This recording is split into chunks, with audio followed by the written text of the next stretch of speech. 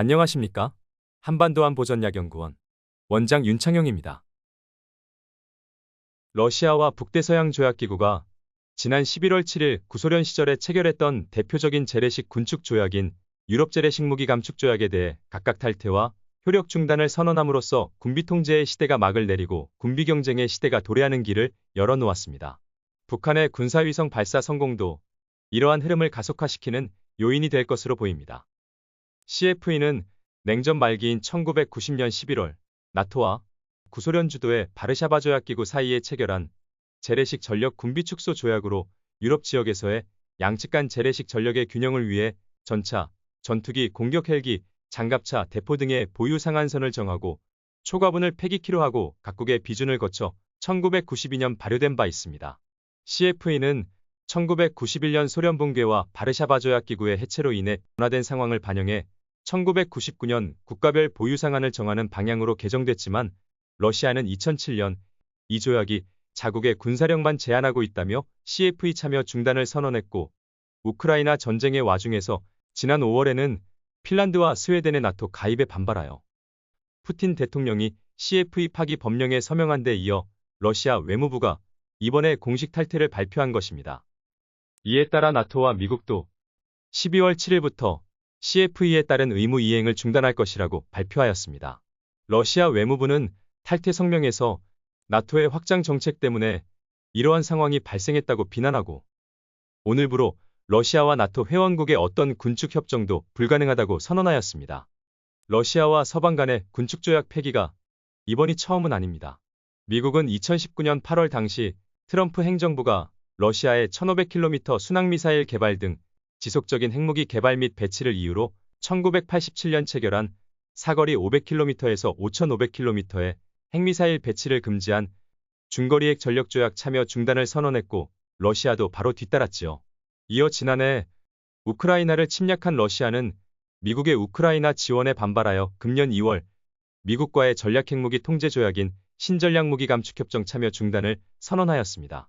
2011년 2월 발효된 뉴스타트는 미러 양측이 실전 배치 전략핵 탄두수를 1550개 이하로 줄이고 ICBM, SLBM, 전략폭격기 등 운반체를 700개로 줄이는 것을 골자로 하는 것으로 2021년 2월 효력을 5년 연장하는 데 합의한 바 있습니다. 러시아의 뉴스타트 참여 중단 선언은 동조약의 파기를 의미하지요.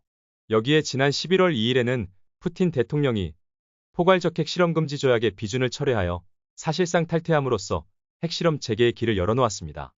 이로써 유럽 지역에서 나토와 러시아 간 군비 통제의 핵심 축이었던 중거리 핵전력 조약과 재래식 전력 감축 조약이 모두 폐기되었고 미국과 러시아 간에도 미국이 2001년 일찍이 탈퇴를 선언한 탄도탄 요격 미사일 제한 조약에 이어 뉴스타트와 CTBT까지 파기됨으로써 핵 군비 통제 관련 쌍무와 다자 조약들은 모두 파기되었습니다.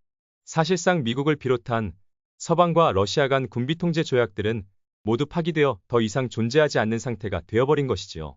이러한 군비 통제 조약들의 파기는 러시아의 우크라이나 침략으로 러서방 간 신냉전 구도가 다시 형성되고 있는 데다가 중국의 강대국 부상과 미중 간 전략 경쟁으로 기존 군비 통제 조약들의 전쟁 억제와 국제안보 기능이 크게 약화된 데 주로 기인합니다. 상호 신뢰에 기반한 군비 통제는 협력 안보를 통해 전쟁 발발의 가능성을 감소시키고 특히 핵전쟁의 발발 가능성을 줄이는 기능을 해왔다는 점에서 러서방 간 모든 군축 조약들의 파기는 매우 우려스러운 상황입니다. 핵무기 불사용에 대한 핵 안전핀이 모두 제거됨으로써 핵무기 사용 위험성이 크게 높아졌다고 할 수 있지요.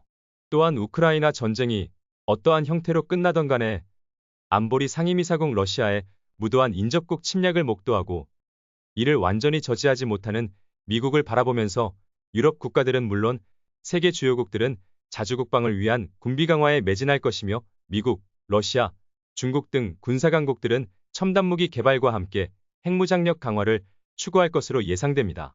북한도 예외가 아닙니다. 러시아에 대한 대규모 탄약 및 포탄 지원 등 우크라이나 전쟁을 계기로 러시아와의 군사협력을 대폭 강화하고 있는 북한은 첨단무기 개발과 함께 비축탄약 등을 완전히 새롭게 교체하는 등 전쟁 준비를 질적으로 강화해 나가고 있습니다.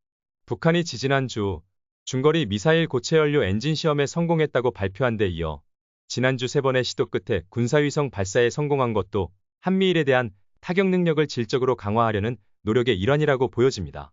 바야흐로 세계와 한반도 및 동북아에서도 군비 경쟁의 문이 활짝 열리고 있습니다. 시청해주셔서 감사합니다.